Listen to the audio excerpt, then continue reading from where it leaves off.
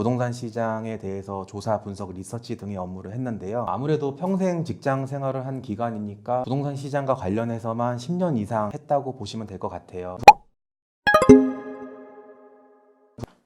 안녕하세요. 리얼프렌즈TV의 나인성 실장입니다. 오늘은 부동산 시장에 대해서 감을 잡는 방법에 대해서 한번 알아보려고 합니다. 본인들이 직접 살아가면서 혼자 또는 결혼해서 집을 얻는 과정에서 실질적으로 도움이 되기 때문입니다. 부동산 시장에 대해서 감을 잡는다는 의미는 뉴스나 언론에 보도되는 부동산 뉴스에 대해서 내가 보고 어떤 뜻인지 알아들을 수 있는 상태가 되는 거예요. 두 번째로는 부동산 뉴스나 소식들에 대해서 궁금증이 생겼을 때 어디서 어떤 방법으로 찾아야 되는지 알 수 있게 되는 거예요. 일단은 부동산과 관련돼서 감을 잡으려면 부동산 뉴스를 매일 봐야 됩니다. 네이버에서 경제 섹션 들어가서 부동산 탭 누르시면 매일매일 언론사에서 발표되는 뉴스들을 볼 수 있고요. 부동산이 용어도 어렵고 도대체 이게 무슨 내용인지 이런 뉴스는 왜 났는지 알기도 힘든데 그럼에도 불구하고 꼭 봐야 돼요. 언론사에서 발표하는 뉴스나 이런 소식들이 실질적으로 부동산 시장에서 돌아가는 정보의 최소 절반에서 80% 이상이라고 보고요. 조금 훈련이 되고 숙달이 되면 이제 뉴스 제목만 봐도 아 이게 어떤 뉴스구나, 건설사에서 배포했구나, 또는 언론사에서 어떤 걸 목적으로 이런 뉴스를 썼구나, 이제 감이 오실 거예요. 이제 뉴스를 기반으로 본인이 원하는 집, 매매가 됐든 분양이 됐든 임대가 됐든 그런 집을 탐색할 수 있는 첫 번째 단계라고 보시면 돼요. 지금 보시면 이제 언론사별로 쭉 뉴스들이 있어요. 신혼희망타운 분양 건축비가 공공분양보다 더 높다. 이거는 이제 신혼희망타운이라고 현재 문재인 정부가 주력 상품처럼 공급하고 있는 상품이 있는데 이 뉴스에서 나오는 내용은 건축비를 따져봤을 때 기존의 정부에서 분양했던 공공분양 아파트보다 더 높게 나타났다는 내용입니다. 예를 들어서 건축비는 말 그대로 집을 짓는 데 들어가는 비용이라고 보면 되고요. 분양은 계약금 내고 중도금 내고 잔금 내면은 내 집이 되는 거를 분양이라고 해요. 공공분양은 정부기관, 국가에서 공급하는 거를 공공분양이라고 하고요. 일반 민영 기업들 삼성이나 GS, 대림 같은 회사들에서 분양하는 물량을 민영분양이라고 해요. 막 디테일하게 들어가려고 하지 마시고요. 각자 개인 기준으로 내가 필요한 집에 대해서 어떻게 하면 이 집을 내가 효과적으로 얻을 수 있을까에 대해서 기준을 잡고 들어가야지 모든 뉴스에 대해서 내가 다 알려고 하면 너무 힘들 거예요. 이 뉴스가 왜 나왔냐면 신혼희망타운이 아무래도 현재 정부에서 저렴하다고 자랑들을 하고 있는데 실제 건축비는 생각보다 비쌌다. 그래서 이제 대중들한테 알리려고 나온 것 같고, 그러니까 뉴스를 있는 그대로 저것만 봐서 아유 신혼희망타운 다 안 좋다 이렇게 생각하지 마시라고 제가 한번 의견 드리는 거고요. 다음 뉴스는 하나건설이 주거 브랜드 포레나 공식 홈페이지를 오픈했다고 하네요. 이런 뉴스는 보통 언론사에서 나오는 뉴스는 출처가 있어요. 언론사가 자기네 언론사 이름으로 단독으로 막 취재해서 하는 경우는 많지는 않고요. 대부분 기업이나 정부기관이나 공공기관에서 보도자료를 배포합니다. 보도자료가 이제 자기네가 알리고 싶은 소식을 언론사 쪽에 전달을 하면 언론사에서 판단을 해서 아 이 내용이 대중들한테 알리면 좋겠구나 하는 내용들이 지금 뉴스로 나오는 거고요. 이런 기사는 이제 스트레이트 기사라고 해갖고 있는 그대로 사실 위주로만 나열한 기사입니다. 내용 한번 보면 누가 알리려고 배포했냐, 하나건설이. 그리고 내용은 지난해 브랜드 론칭을 했는데 그게 브랜드 이름이 포레나라고 하는데 홈페이지가 오픈했습니다. 기사의 90% 내용이 첫째 줄에 다 나왔습니다. 언론 기사에 대해서 제가 지금 설명을 해드리는 이유는 매일매일 기사를 보는 게 중요한 게 뭐냐면 이 기사를 통해서 현재